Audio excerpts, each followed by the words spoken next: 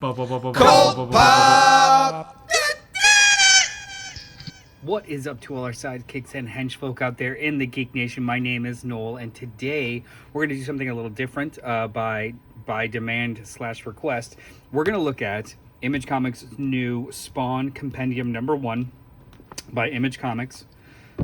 This is the first 50 issues of Spawn, the first original 50 issues of Spawn, featuring art and work by Todd McFarlane, Greg Capullo, Alan Moore, Dave Sim, Mark Silvestri, Frank Miller, Grant Morrison, et al. So yeah, let's take a look at this. There was some conversations online as to what this collection entails, what it includes, what it doesn't include, what the build is like. So as a normal nerd about these things like you guys are, I immediately wanted to answer some of those questions. So we got this, and then for comparison's sake, I'm going to toss in the irredeemable omnibus, which terminology, what are you going to do? So this omnibus is constructed a lot more like a compendium. Compendium being a large collection, 30 to 50 issues of a run or a complete run in soft cover format. So this is much more like a compendium. This is irredeemable. This runs issue 1 through 37, irredeemable special, and incorruptible 25 to 26. So this is about 40 issues. This is 50, and they are roughly the same size. The same width, the same size. So I want to talk a little bit about the difference between the two builds, how easy they are, how not to read, and some of my pet peeves when it comes to large collections like this that, spoiler alert, the Spawn Compendium avoids. It's actually a really great build. So let's talk about it. So this Spawn Compendium, Volume 1, I didn't do tons of research on it, but from my understanding, this is the first time that all of this has been collected in one, not just in one kind of tome, but also in full color. Some issues that hadn't been reprinted in a long time. Most explicitly, I think, is the Neil Gaiman issues with Angela, which I can confirm. Issue 9, I think it was, 9 and 10. Here's that classic layout. This is all in here. It's all of it. So whatever black magic deal they scored between all of the there you go, there's your name. They scored between all of the publishers and owners of said characters were good. So let's talk about the build. For books this size, sometimes are a bit difficult. They either are glued really tight, and they don't give very well, or they're very, I don't want to say cheaply, they're just not constructed as well, so they're so big, but they fall apart under their own weight.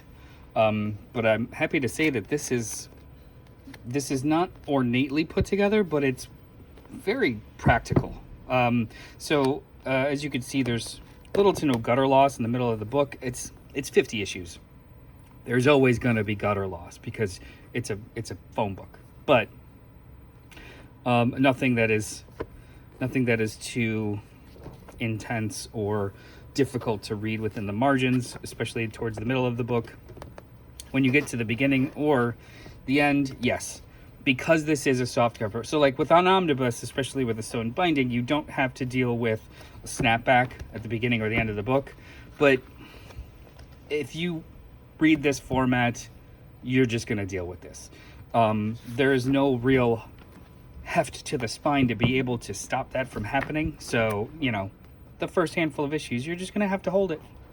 Dems to breaks when you want such a high quality product for a decent cover price. So the cover price for this is actually $59.99 for 50 issues, which is, it's a bit of a steal, guys. But anyway, one of the things that I really, really loved about this volume, and, to talk about the irredeemable omnibus / compendium as a reference point, was this actually does show you what chapter you're on. This let me get to one here. Yay, you actually know what issue you're on. There are some compendiums that I've read through or that I have that don't give you page numbers, contents or like a table of contents, or paid like title numbers. So like if you're a reader like me, or I'm sorry, issue numbers. If you're a reader like me, you like stopping points. Like I mean, oh, see, that's a good cover, good splash page. If you're a reader like me, you do appreciate the stopping points. I do want, like, I know that this is one experience, but I want to know what the original schedule was like, what the original order of things were, what number I'm on, so I can, map it out better for myself. There are some that don't include that at all, and it blows my mind. I hate it. I hate it a lot. But this luckily has that. Now, there are no page numbers, but I feel like that's not as egregious as not including chapters at all. To confirm again, yes, issue 8 by Alan Moore, issue 9 by Neil Gaiman, issue 10 by Dave Sim, 11 by Frank Miller, 16 through 18 by Grant Morrison, and so on and henceforth. Story, pencils, and inks by Todd McFarlane. Greg Capullo looks like he takes over 16 to 20, and then a large chunk after that. But yeah, this is overall, this is pretty great. I gotta tell you, I read the first chunk of Spawn when it was coming out, and I was a wee lad, didn't really like it or understand it all that much, just thought that it was pretty and cool. Decades later, I jumped back in with issue 300 like the rest of the world did, and it was fine. It was just fine. Like, it was everything that I thought that Spawn already was. Not good, not bad, just, yeah, okay, I'll read it. Because this is such a handsome little collection and a very easy way to absorb what could easily be considered 300 issues of impenetrable, or when a book has 300 plus issues, it feels like there's no good place to start, or all of the different formats it's in and blah blah blah. But delivering it in such a compact little kind of product like this, I gotta tell you, it makes me kind of want to start Spawn from the beginning. So if it could kind of sell somebody like me who is not interested, Spawn fans who don't maybe have the hundreds and hundreds of dollars worth of hardcovers or single issues, this might be the way to go. And I can only imagine that they're going to continue with this compendium. Like the I should mention the paper quality, while it's glossy and functional and good, it's a touch thin. So, I mean, if you aggressively turn your pages with fervor, then you're an animal. But just be aware they're a little thin, which is not a surprise considering they fit so much into this book.